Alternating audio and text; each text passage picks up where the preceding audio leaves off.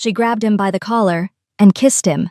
No warning, no plan, just instinct and a gun barrel catching the light from a distance, pointed right at him. Naya's hand closed around the collar of the most dangerous criminal in Korea, spun him toward her, and pressed her lips against his. The ballroom went silent. 200 people. Crystal glasses stopped midair. And Park Ji-ho, the man who made the most powerful families rethink their life choices, stood perfectly still, mouth pressed against a woman he had never seen before in his life.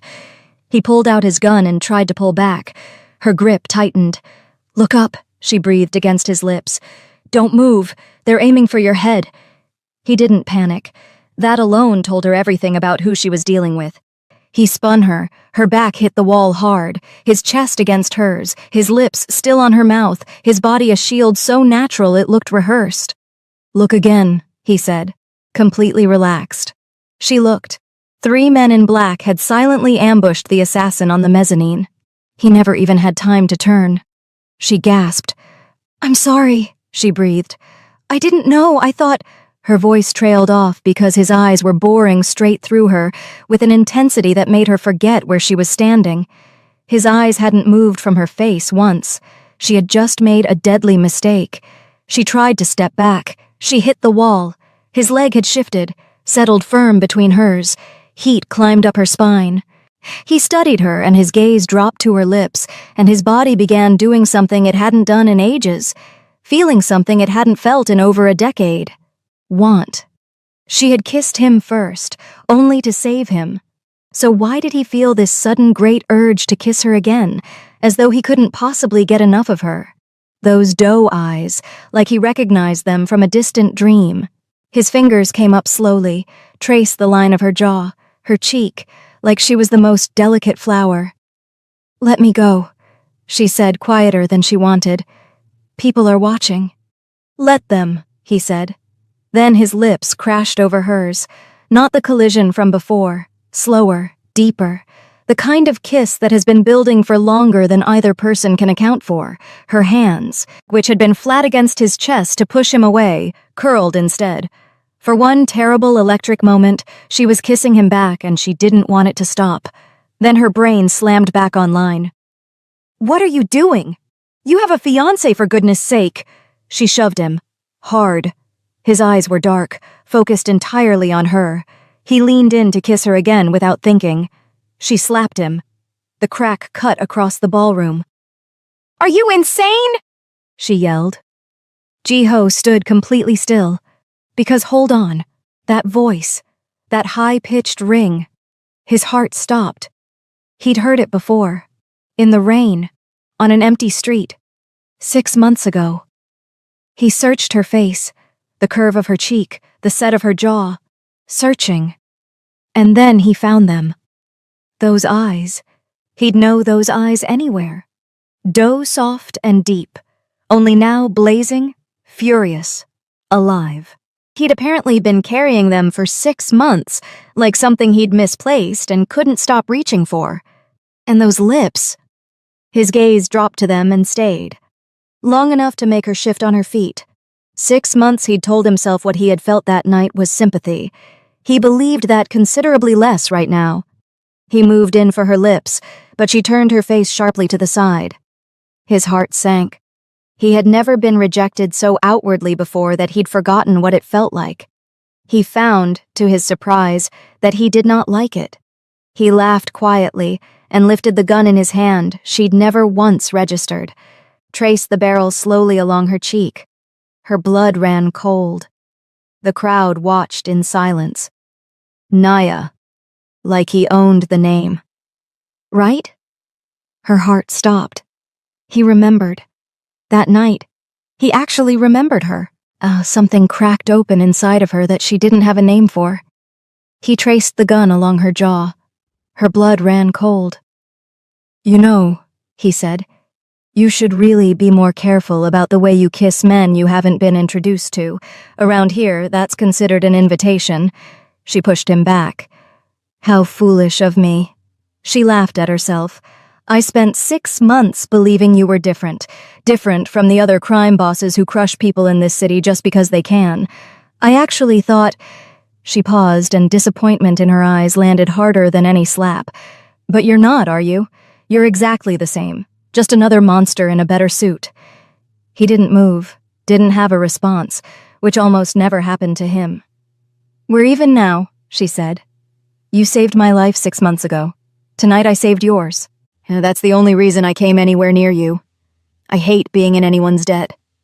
She gave him one last look. Don't mistake it for anything else. Then she walked away. He stood exactly where she'd left him and watched her go. Monster. The way she'd said it. Not afraid, disappointed.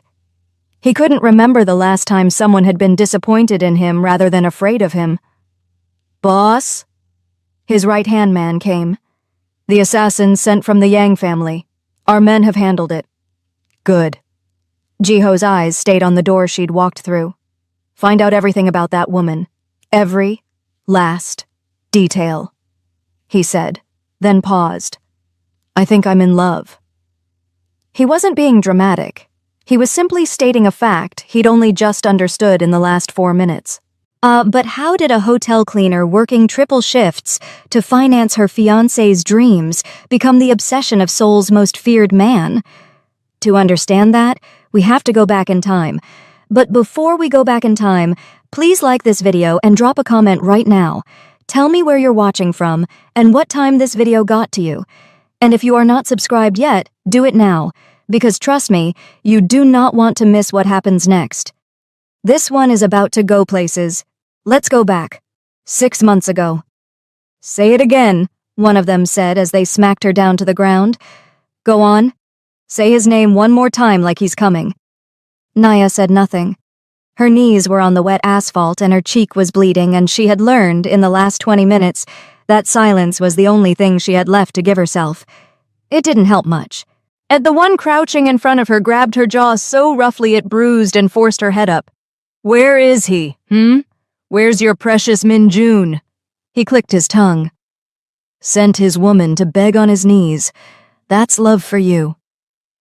She didn't even come to beg, another said. She came to pay, herself, like a... Don't, the first one said, almost gently. Then he smiled. Let's be respectful. She loves him. He released her jaw and stood. Beautiful thing, love.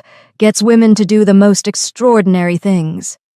The third one laughed, not a kind sound. Naya stared at the puddle beneath her. She would survive this. She had to.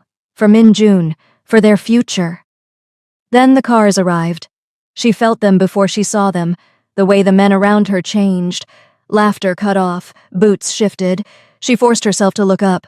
3 white vehicles. No noise, no warning. Just suddenly there. Men in black spread out with the quiet efficiency of people who had done this many times. And then he stepped out. Naya's breath caught and stayed there. She didn't know his name. What she registered was this. Young. Striking in a way that seemed almost unnatural, moving through the pouring rain like it was a minor inconvenience he'd chosen not to address. 3 men flanked him without a word. She stared longer than she meant to. She would deny this later with great conviction. He didn't look at her first. He looked at the men. Then he reached into the vehicle behind him and dropped something onto the ground. An arm, severed cleanly at the shoulder. She watched 3 faces drain at once. Yang Do-hwan, he said, voice carrying without effort. One of your brothers, the youngest, to be precise. He nudged it with the toe of his shoe. He passed on his regards before he left. Nobody moved. Then the first man broke, lunged, and his own crew grabbed him before he made it 2 steps. He screamed everything vicious he could think of at him. The man in front of him casually checked his watch, waited until the screaming ran out. The next time any of you set foot in one of my establishments, he said, every last one of you will match him in your graves. Every last one. He turned to leave. And then he saw her, still looking at him. She didn't know when she'd stopped being afraid and started being curious. Somewhere between the severed arm and the fact that he'd stood through all of that without once adjusting his expression, he stopped. Something moved across his face. His eyes stayed on hers. Our round doe eyes filled with tears, a long gash down her cheek, knees in a puddle, and he looked at her like she was the most unexpected thing he'd seen all year. "Who is she?" He didn't look away when he asked it. "None of your business." The first man snapped. "What are you doing with her?" he asked again. "I said, what are you doing with her?" Jiho demanded, his tone lethal. The temperature dropped. She's here for a debt. Her boyfriend's. Nothing that concerns you." They answered. His eyes went completely flat. "Get up," he commanded. He wasn't looking at her, but she knew immediately. She looked at the men around her, got the kind of nod that means do it now, before this gets worse. She stood, and they released her. Jiho got into his car. The convoy pulled out. The alley swallowed them up. She stood in the rain and watched until the last taillight disappeared around the corner. He hadn't gone back, but he'd thought about her since, not constantly, not in ways he let himself sit with, just present. Like a detail you can't place but can't stop reaching for. Those eyes, the only thing he could make out in the dark. The way she'd looked up at him, not with gratitude, not with worship, just open, innocent curiosity. The woman whose life he had saved 6 months ago had unknowingly walked off with something of his. He'd assumed it would pass, assumed curiosity was just curiosity, sympathy was sympathy, and the memory of a stranger's eyes would eventually go quiet like everything else did. It hadn't. And tonight, standing in the wreckage of a ballroom moment with the print of her hand still across his cheek, he finally understood why. He smiled to himself. The morning after the ballroom. The glass slipped from her fingers and hit the floor, shattering. Neither of them looked at it. Jiho stood on her doorstep the next morning in a pressed suit with a bouquet of flowers so large it was nearly obscuring half his face. He lowered it slightly when she opened the door, as though he wanted to make sure she could see his expression clearly. "What are you—" She couldn't finish the sentence. "Naya Jacobs." He stepped forward slightly with a broad smile and lowered his voice. "I don't think I introduced myself properly last night. Park Jiho." He held out his hand. She stared at him for a long moment. Then, slowly, with the energy of someone making a decision she already regretted, she put her hand in his. The contact sent something small and electric through her palm. She didn't pull back fast enough to pretend she hadn't felt it. He raised her hand to his lips and pressed them to her knuckles, gentle, unhurried. His eyes never left hers. She felt it travel all the way up her arm and settle somewhere in her chest that had no business being involved. Then he walked past her into the house. She spun around. "Excuse me, I didn't—" "I know," he said simply, from inside the house. Her father appeared in the corridor, drawn by the noise. He took one look at Jiho and his entire posture turned defensive. "Who are you? You need to leave, right now." Jiho turned to face him, then with the same absolute calm he brought to everything, he reached into his jacket and produced a gun and pointed it straight at his head. "What the hell?" Naya threw herself between the barrel and her father without thinking. "Does everything have to involve a weapon with you?" Jiho tilted his head. "It's kind of a part of the job description." She stared at him with a fury that could have stripped paint. He looked past her to her father. "Sir, let's skip the formalities, shall we? I came to ask for your daughter's hand." "That's not possible." "I would never," her father said. Jiho's gaze flicked to the gun, still trained on the man's head. He didn't rush, didn't raise his voice. "I don't think I was clear the first time. I'm not asking for your permission." The gun clicked in his hand. "I'm here to take it." His men entered on cue. 2 of them set a briefcase on the center table and opened it. The room went the kind of quiet that happens when a person's brain refuses to process what their eyes are seeing. Gold bars, stacks of banknotes, brick after brick of wealth piled so high it seemed obscene, at least $20 million cash in that one case. "I'm told your culture has a tradition of dowry to be paid to the bride's family," Jiho said pleasantly. "That should cover it nicely, should it not?" Naya's father stumbled backward. Naya rounded on Jiho. You have to be completely out of your sick mind to think I'll ever marry a man who just pointed a gun at my father's head, she said, flat and furious and entirely without fear. He moved the gun to his own temple. She froze. Then we have a problem. You're insane, she yelled. The words came out quiet, almost awed. I have a fiancé. We're getting married. Yes, I got that part 6 months ago. He lowered the gun, crossed the room in 3 steps. He was close now. Too close. The warmth coming off him was immediate and unfair, and she hated that she noticed it. I don't think you've been paying attention, Naya, he said. She held her ground, did not step back even though every reasonable part of her was screaming to step back. Away from him, away from this heat. What I desire, I take. His thumb brushed her jaw, tilting her face up. His gaze dropped to her lips and stayed there. And right now, I want you. He kissed her. Not a question. Not a request. Oh, wow, baby. You will not believe the business idea that just...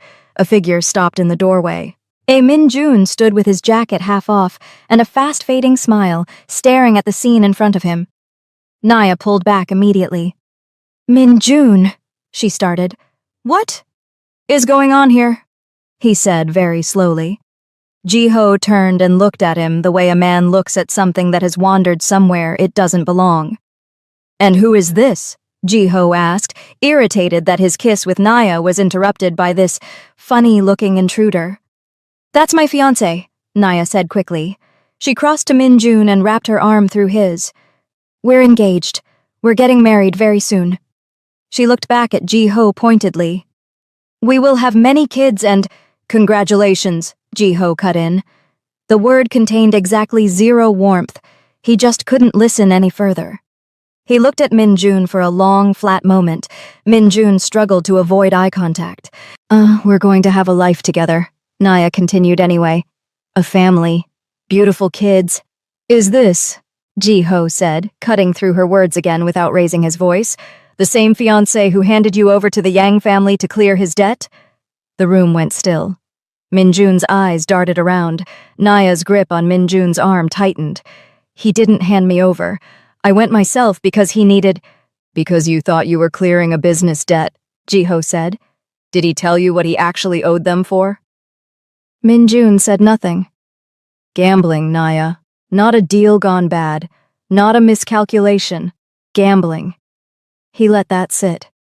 And you went there in his place. In the rain. At night.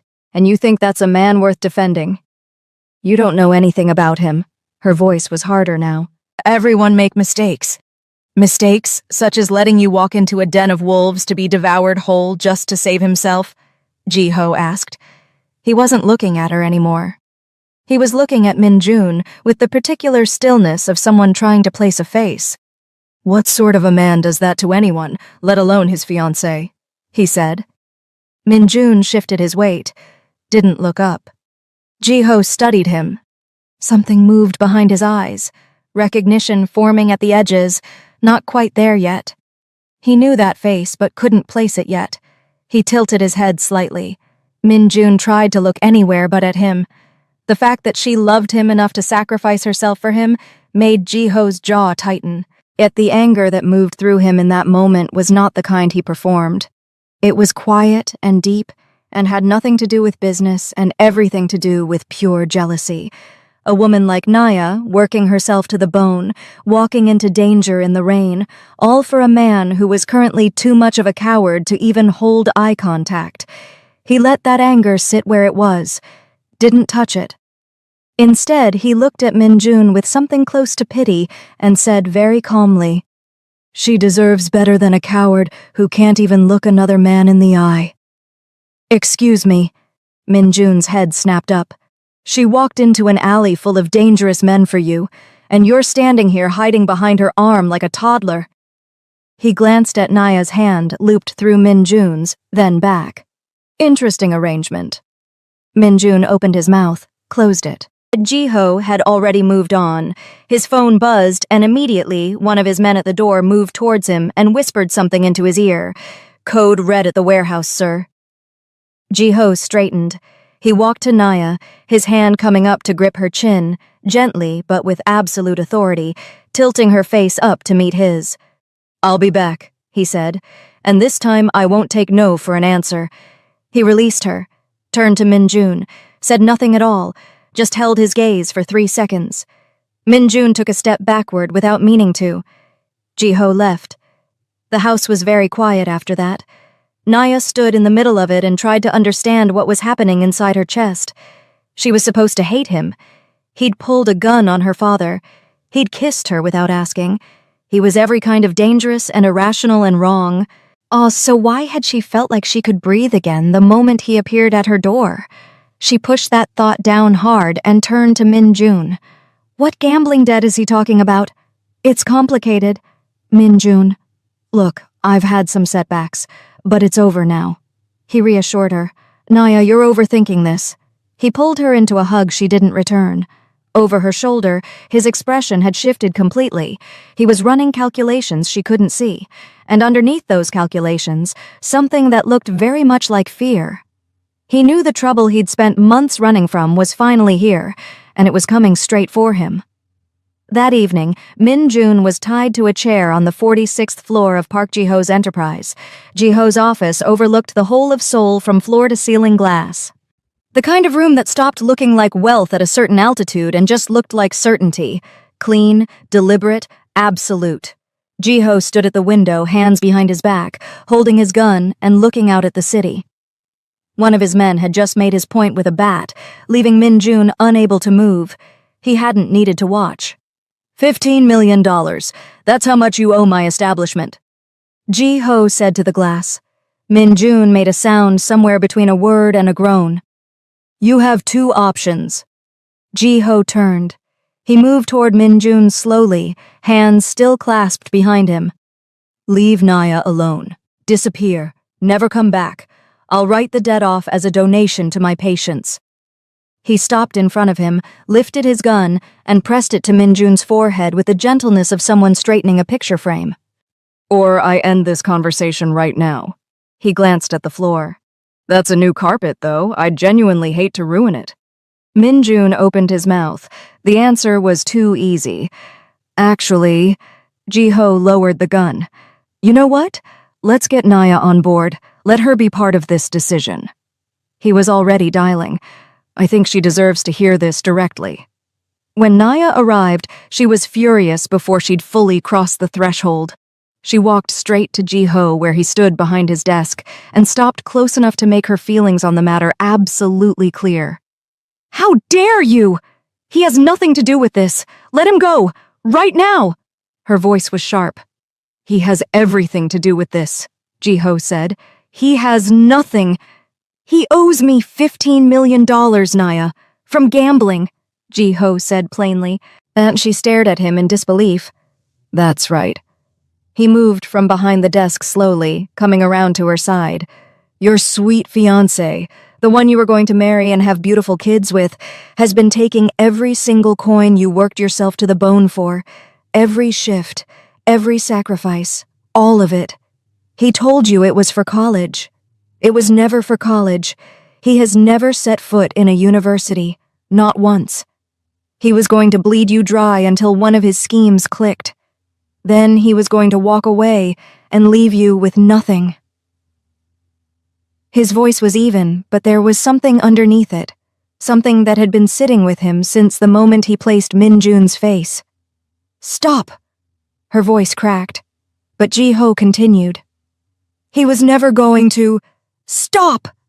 She turned to Min-jun. Her chest was heaving. Is that true? She asked him, her eyes pleading. Min-jun's expression rearranged itself instantly into something wounded. Naya, listen to me. This man has a reason to lie to you, he started. Answer the damn question, Naya demanded. I had ventures. I had people lined up. It was supposed to turn around by...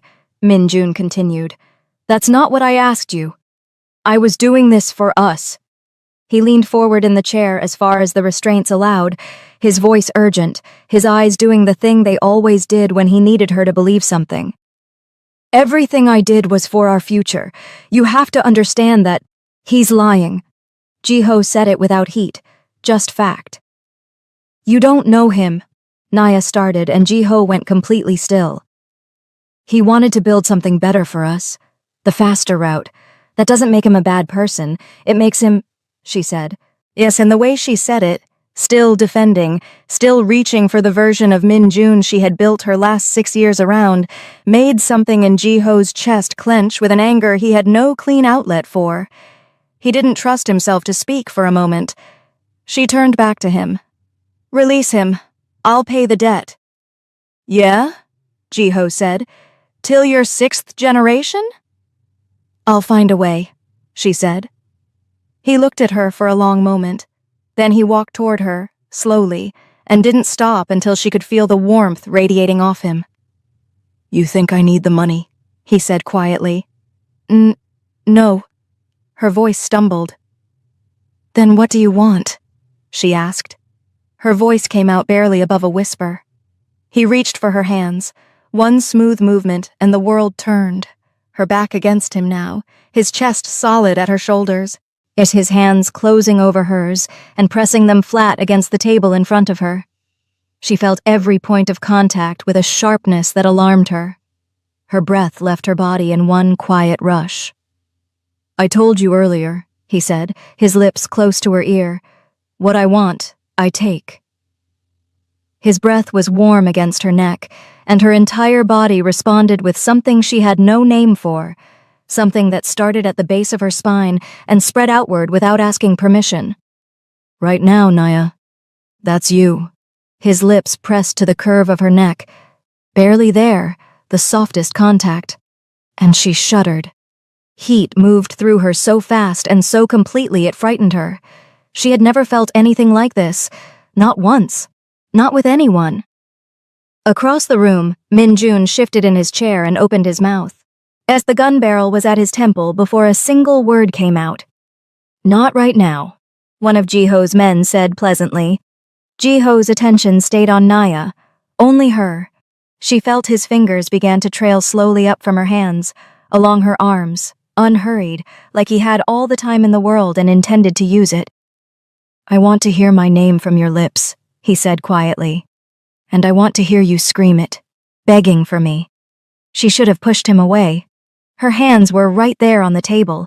She could have moved at any point. She had options. She didn't take a single one of them. You need to stop, she said. The words came out slower than she intended, softer than she intended, and she hated herself for both. Can't. Not when you're this tempting, he said roughly. His fingers found her hand again, and she felt the cool slide of metal. The engagement ring Min-jun had won from a game at the pawn shop, slipping off her finger. He dropped it. She heard it hit the floor somewhere behind them. She couldn't bring herself to care even a little. His hands continued their slow trail upward, her forearms, her elbows, her shoulders, and when they reached her shoulders at her sleeve, she leaned into them before she could stop herself, her body making its own decision entirely without her, and a sound left him that was barely audible. Barely anything, and it undid her more than anything else had. Then he stopped, stepped back. She turned around. Not like this, he said. His voice had changed, lower, rougher at the edges in a way that told her this was costing him something too. She looked at him. Had her eyes said everything she refused to put into words.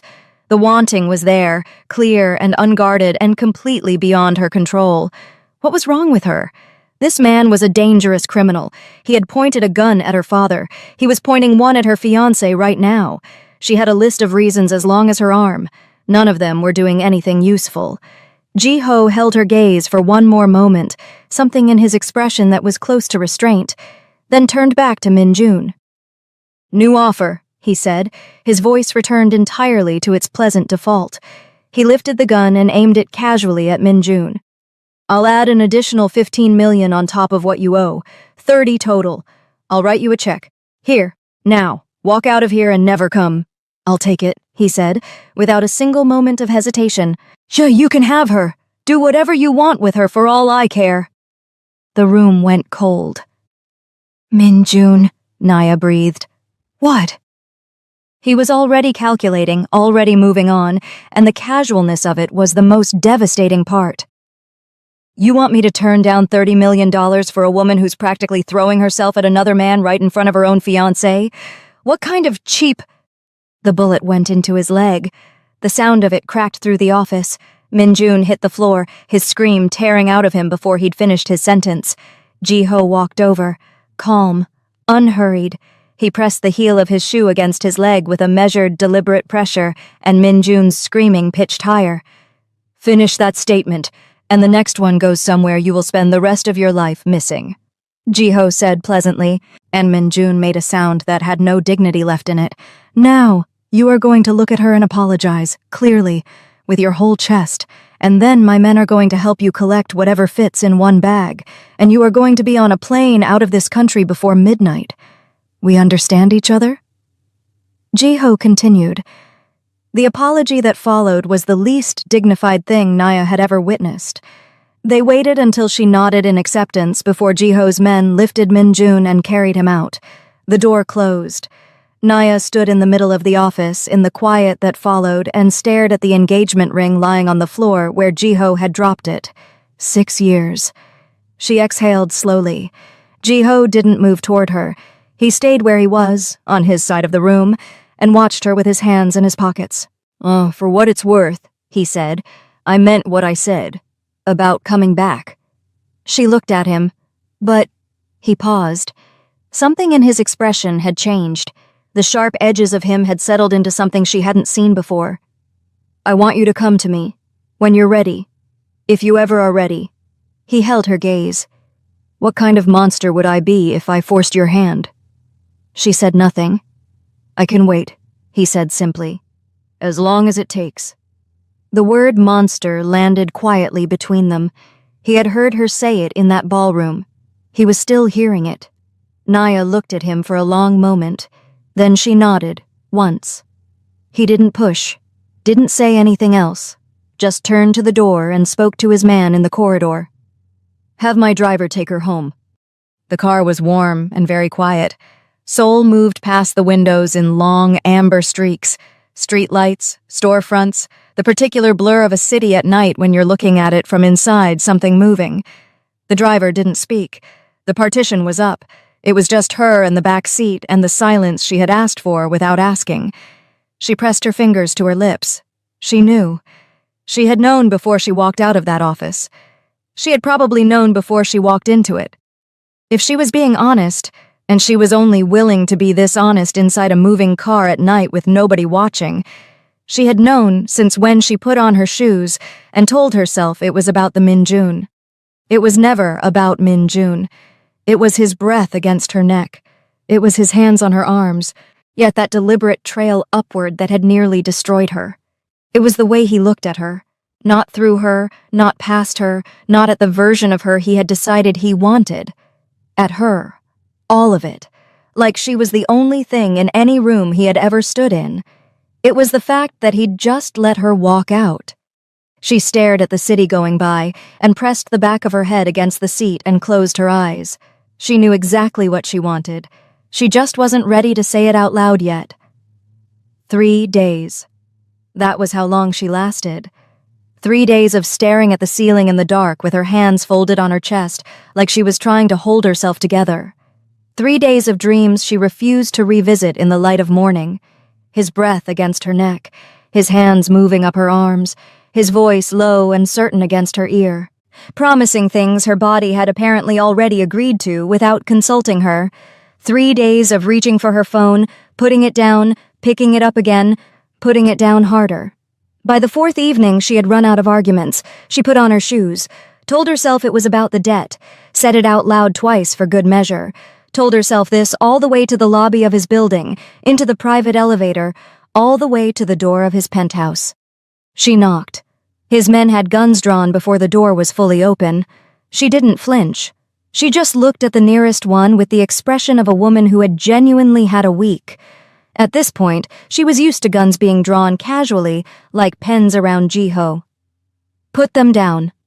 Ji-ho's voice came from somewhere inside. He appeared a moment later. Jacket off, collar open, like something amber in his glass. His eyes found her immediately, and something moved through them, quick, contained, but there. He hadn't expected her this soon. She could see that much. He leaned against the doorframe. "Naya," he said. "What a surprise." "My father raised me to always pay my debts," she said. "I'm going to pay back the $30 million you gave to Min Jun because of me. I know it's a bit much, but I'm here to discuss a repayment structure ep." "Of course you are." He smiled knowingly and stepped aside. "Come in." She walked past him with her chin up and took the chair furthest from where he'd been standing. "I've been thinking about installment plans," she said, crossing her arms with the posture of someone conducting a perfectly professional meeting. "Monthly, structured, with a clearly agreed-upon interest rate."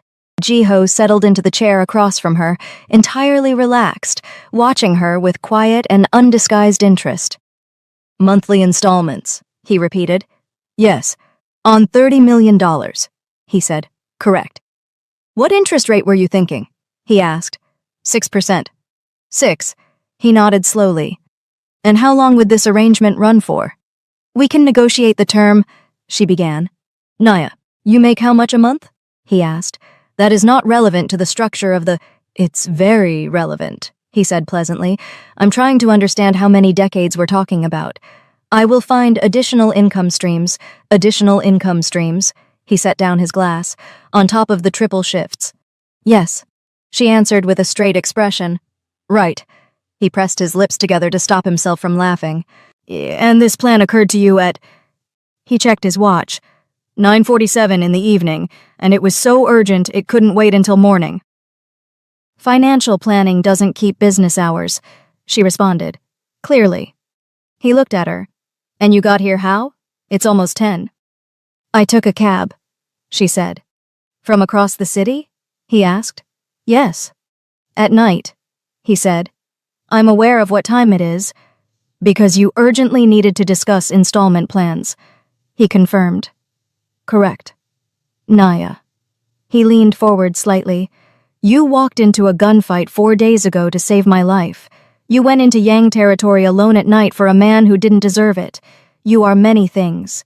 But you are not someone who gets in a cab at 10 in the evening over a payment schedule." A pause. 7%, she said. He laughed, low and genuine. Done." He agreed. "I'll need everything in writing. Obviously." He nodded. "And a full breakdown of both debts, itemized." She started again. "Naya, enough." His voice had shifted. The teasing had gone somewhere quieter. He set his glass down and she heard his chair move, heard him stand. "Why did you come?" She stared at the table. He was walking toward her. She could feel it in the way the air changed. "The debt," she said. "Try again," he said. She looked up. He was close now, closer than she'd registered. She held her ground. "I couldn't sleep," she said very quietly. "I know." He crouched in front of her chair so they were level, his arms resting on his knees. "Neither could I," he said. She looked at him, at this man who had walked into her life 4 days ago and rearranged everything in it without once asking permission. "Hey, this is a terrible idea," she said. "Genuinely the worst you've probably ever had," he agreed. "You're a criminal." "I prefer chairman, but continue." He joked. "You held a gun to my father's head. I put it down, Naya." He defended. "That is not the reassuring counterpoint you think it is," she said. "Naya, you're here." He was standing now, and she hadn't noticed him rise, and somehow he was even closer, and the space between them had become something she was acutely aware of. She looked at him. "Despite all of it," he said, "every reason you just listed, you got in a cab at 10 o'clock and came here."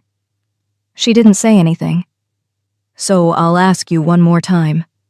His voice was low. "Why did you come?" The silence stretched. Then she looked at him, really looked at him, and said nothing at all, and the nothing said everything. And he leaned in and kissed her. This time there was no ballroom, no audience, no gun barrel on a mezzanine, just the quiet and the two of them and 6 months of something that had refused, no matter what either of them told it, to go away. She kept talking at first, even against his lips, even as his hands came up to cup her face. small, responsible objections surfacing one after another. "This is wrong." He kissed her anyway. "You're not good for me. I don't want this." She continued, but his lips refused to leave hers. He pulled back just far enough to look at her.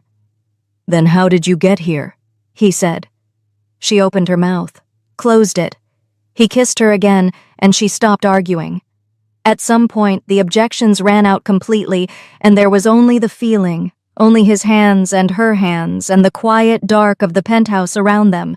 And she stopped thinking about reasons and let herself want the thing she had been wanting since the moment he'd pinned her against a wall in a ballroom and told her to look again. He drew back, his forehead pressed to hers. He was breathing harder than usual. His hands held her face, and he looked at her.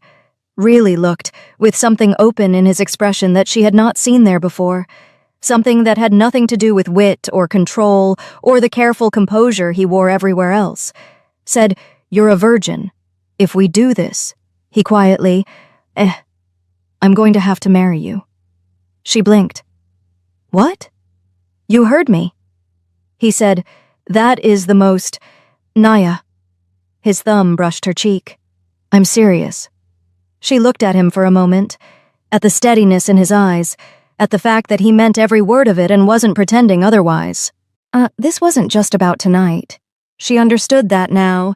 It hadn't been about tonight from the moment he showed up at her door with flowers too large for his face.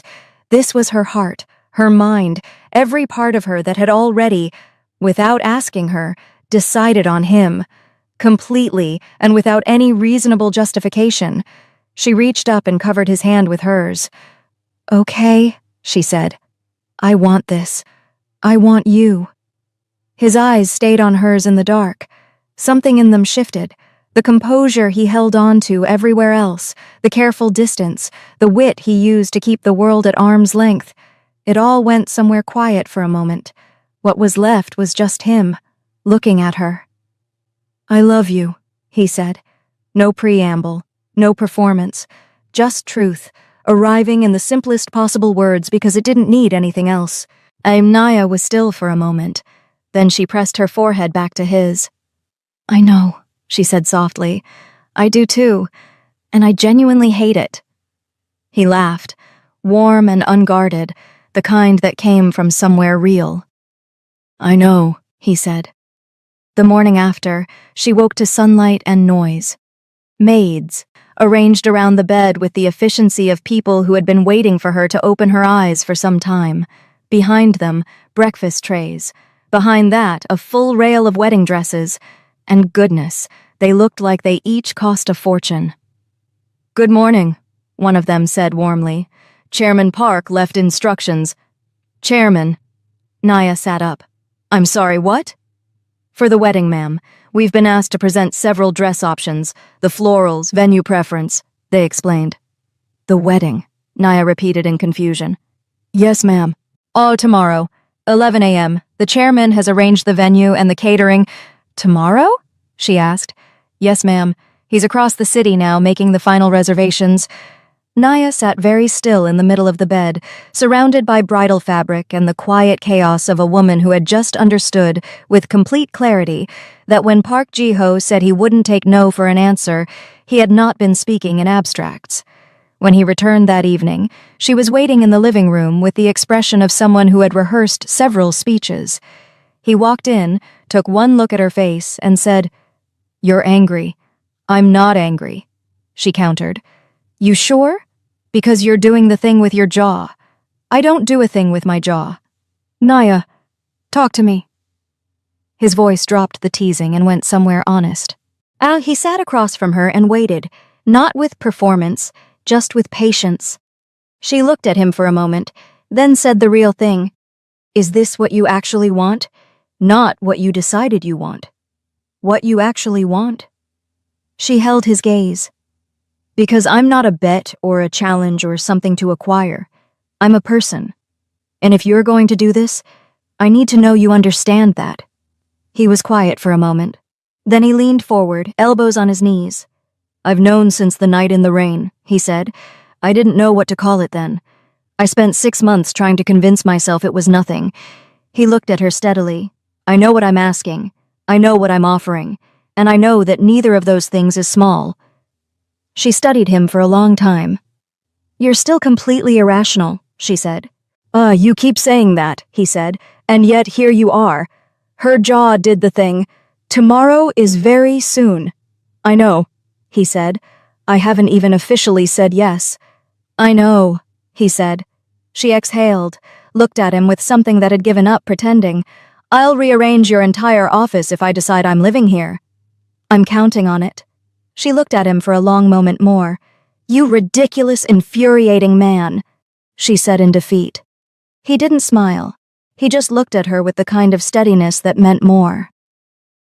The morning of the wedding, Naya was already dressed beautifully in the expensive white fabric, but she couldn't help but felt uneasy.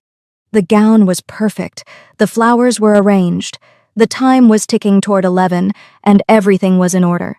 Except one thing. Her mother's ring. Gold, simple, as worn at the edges by years on her mother's hand. It was her mother's last wish that she wore it on her wedding day as hers, and it was all Naya wanted, but it was sitting at Min Jun's apartment, with the rest of the things she'd left behind in the chaos of the past week. Her mother had given it to her before she died, hoping she'd wear it on her wedding day. It was the only piece of her mother she had left. She checked the time. Min Jun was across the ocean. Jiho's men had made sure of that, so the coast was completely clear. She still had his house key. 15 minutes in and out, and no one would even notice she was gone. She thought about it 1,000 times before eventually coming to a decision. She pulled away from the woman dressing her hair and went. The apartment was exactly as she remembered it, except for a few new things here and there. Expensive, conspicuous, clearly purchased with money that hadn't been earned. It looked abandoned. She exhaled. She didn't have time to think about that now. She found her jewelry box. Her hands closed around the ring. She held it up in the light. Tears filled her eyes. She pictured her mother's face, filled with satisfaction as she looked at it. She was going to keep her mother's wish. I knew you'd show up sooner or later. A deep voice came. She spun around. Min Jun was in the doorway, leaning against the frame, arms crossed, no longer limping, and something in his expression had rearranged itself since she last saw him. The calculation was back, but the fear beneath it had been replaced by something else. Something worse. Something sinister. Min Jun, what are you doing here? You're supposed to be... She kept her voice level. I came for the ring. That's all. I'm leaving, she said. Sit down, he ordered. I'm not sitting down, she said adamantly. Who did he think he was, telling her what to do? I messed up, Naya. Big time. He walked into the room. I'm in trouble again. Bigger this time. The Yang family. He looked at her plainly. I need a significant amount of money. I know you're about to be the wife of the wealthiest man in Seoul. Come on, just help me out. One last time. No, she said simply. Naya. No, Min Jun, I'm done. She moved to go around him. Whatever you've gotten yourself into this time has nothing to do with me. He doesn't actually love you, he said. You know that, right? You're new. You're interesting to him right now. Give it 6 months. She stopped. Turned back. Park Ji-ho spent 6 months thinking about a woman he saw for 3 minutes in the rain. A hotel cleaner he didn't even get to speak to. He showed up at my door with flowers and a dowry, demanding for my hand. She held Min Jun's gaze without blinking. He shot you in the leg for 1 sentence. Don't talk to me about what Ji-ho does or does not feel. Min Jun's jaw tightened. You think you're so smart. Actually, I don't. I was stupid, she said quietly. When I was with you, I gave you 6 years and 3 jobs and every ounce of energy I had, and the entire time you were lying to my face, using me. She shook her head. I won't waste another minute being angry about it. You're not worth the energy. That landed hard. She saw it in the way his expression shifted, from calculating to raw and furious. When he crossed to the door and locked it, the bolt sliding into place made her stomach drop. I tried to keep this friendly for old time's sake, he said. His voice had changed completely. I really did. He pulled out his phone and started typing. But since you want to be difficult, he didn't finish the sentence. He didn't need to. The implication was clear. The Yang family, an agreement, the same method of payment as before. Naya's blood went cold, but she kept her face still. They wouldn't dare, she said. I'm Park Ji-ho's wife now. Ji-ho made it very clear what would happen. They're not looking for a direct confrontation, Min Jun said. They want blood for what he did to their brother, something personal, something that doesn't require them to face him directly. He smiled, and it was a terrible thing to look at. You're very useful for that. A knock at the door. They're here. Min Jun's smile widened. He moved to unlock it, and Naya's heart raced. The door opened. Min Jun's face drained of color. Park Ji-ho stood in the doorway dressed finely in his expensive wedding suit. The air in the room rearranged itself around him instantly. Everything that had felt threatening a second ago recalibrated completely. Ji-ho looked at Min Jun, took in the locked door, Naya across the room, the expression on her face, the phone in Min Jun's hand. He didn't rush. He didn't raise his voice. You're interrupting our special day, he said. Min Jun stumbled backward. Ji-ho walked in. His men followed, quiet and precise, positioning themselves between Min Jun and every possible exit with the natural ease of people who had done this many times before. As he crossed to Naya first, he looked at her, quickly, completely, checking every detail of her face. I'm fine, she said without him asking, because she knew that was the only thing on his mind at the moment. Good, he said. He was still looking. He turned to Min Jun. His voice went back to its default register, pleasant, unhurried, the kind of calm that is more frightening than anger because it doesn't need to perform. Your expected guests are on the way to the mortuary. It was long overdue anyway, and unless you want to join them, you're going to leave this country tonight, Ji-ho said. My men will help you pack whatever you need in the next 30 minutes. After that, he tilted his head. If I ever see your name attached to anything in this city again, a debt, a deal, a receipt, a grocery list, I'll make what I did to your leg look like hospitality. He waited. Understood? Min Jun was nodding vehemently before the sentence finished.